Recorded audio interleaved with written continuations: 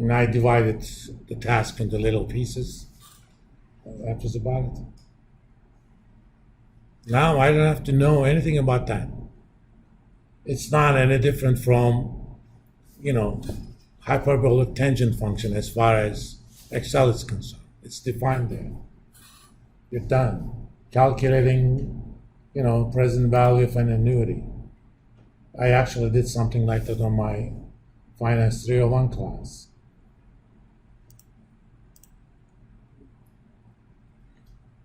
So pay attention to those skills, especially if you're a finance major or accounting major. It's going to help you so much.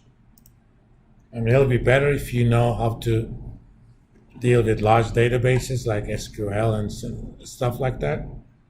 But if you're not into that sort of stuff, no problem, just learn a few of those. I had a student, while he was still here, he used to, as a part-time job, do payroll for a company. It took him typically 20 hours a week to finish all of that. Then he described me what he was doing. I showed him a few things. He wrote just simple macros like that. It took him only 1 hour to finish all that payroll. He never told him that he did those in 1 hour because he was getting paid for the task. Now you work only 1 hour, get paid for 20. Isn't that great? All you have to do is invest a little bit into yourself. That's it.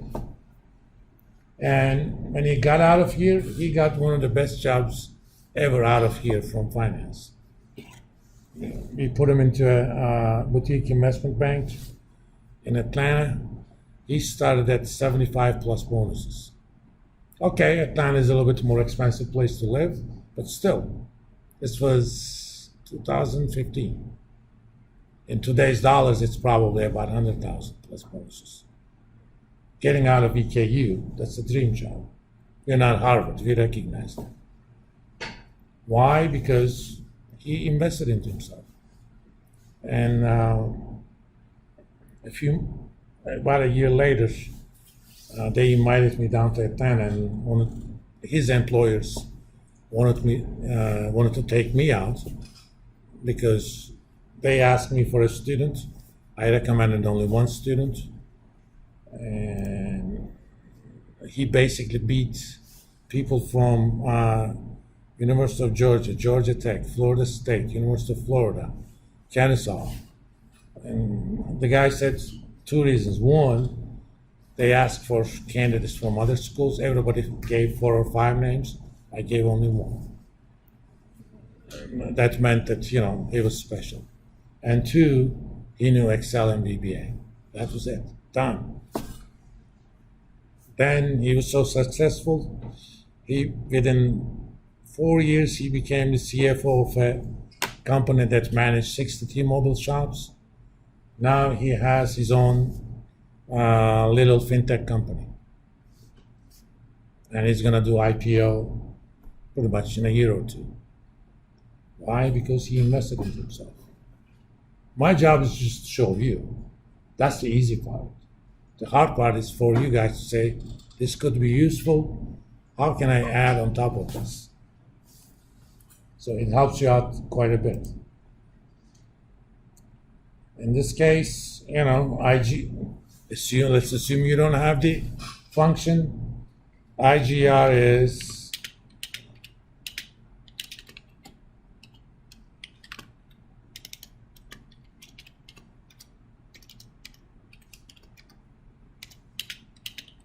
B equals 0.4, ROA equals, what are you?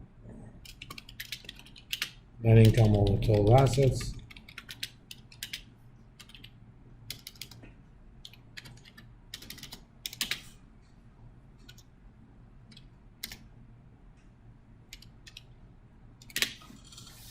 You can handle the rest, okay? Since I already wrote the function,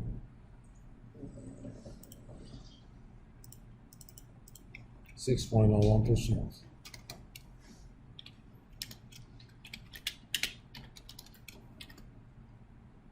Alternatively, Actually, that doesn't sound correct.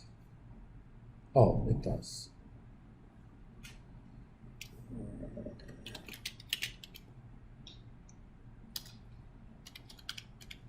Let's just make sure.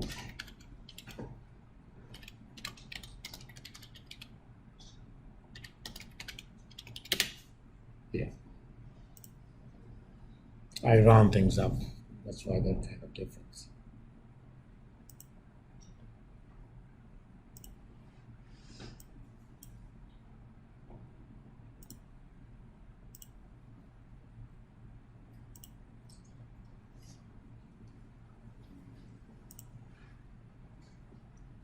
Hammurabi Law Services.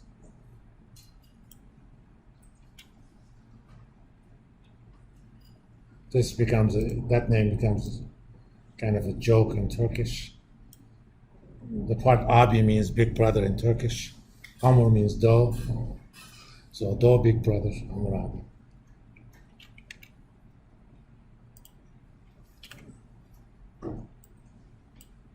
We got sales, we got PM, capital intensity ratio. What's the TAT? Well, TAT is 1 over capital intensity ratio. If you know that definition, you don't have to worry about anything else. So 1 over 2.97. Done. I don't think you can calculate it any other way anyway.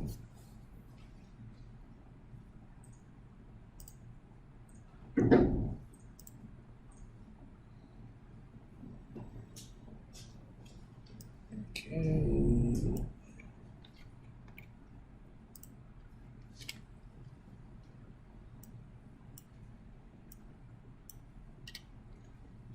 The sales, total assets, debt equity ratio, profit margin, and what's the equity multiplier? Who's going to tell me the answer?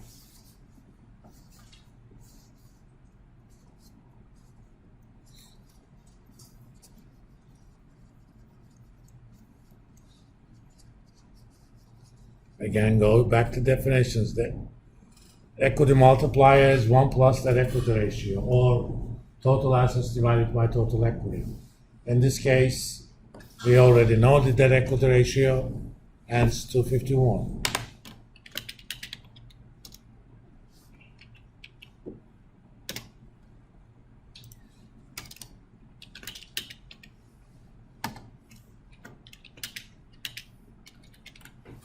Right?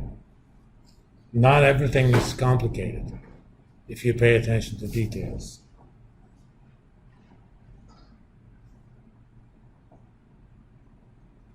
I'm not sure you could even figure it out any other way.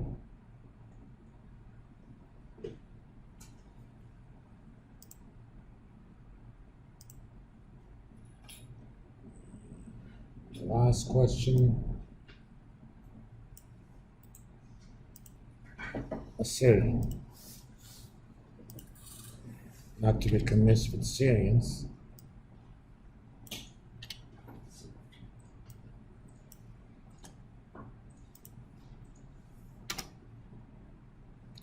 These people lived in what's now northern Iraq, around Baghdad.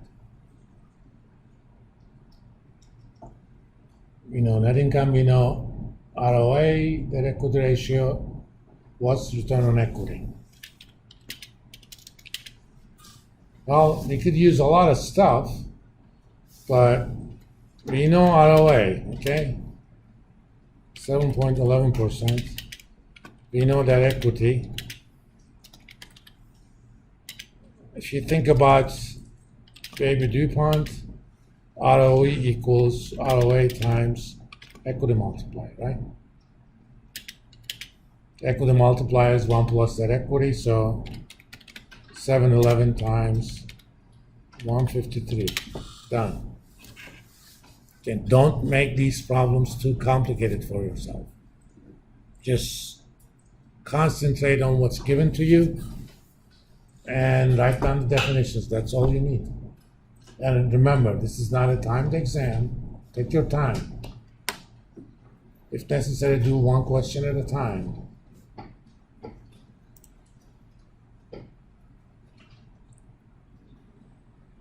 This is. Oh, I am doctor. I never care for that. Let me see if there's anything I got wrong. I didn't answer the answers. I didn't write the answers.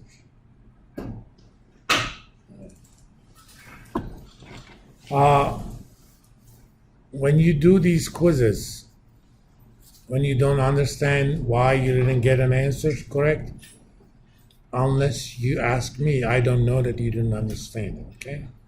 I'm always available on email, and if you want to do office hours, I can even do one on Zoom. I mean, you guys are taking night classes, presumably. Most of you actually work, so you may not be able to make it to my office hours, but I can do it on Zoom. Just let me know, right? Unless you tell me you don't understand it, I don't know that. Remember, you're paying my salary, and I get paid the same whether you ask me questions or not. It's better for me if you don't, but not for you, okay? They pay me the same whether you get an A or a D. It's good to be tenured. I already posted the quiz. I'll post the homework assignment tomorrow morning, and you'll have till 22nd Wednesday, I think. And if you need more time, just let me know.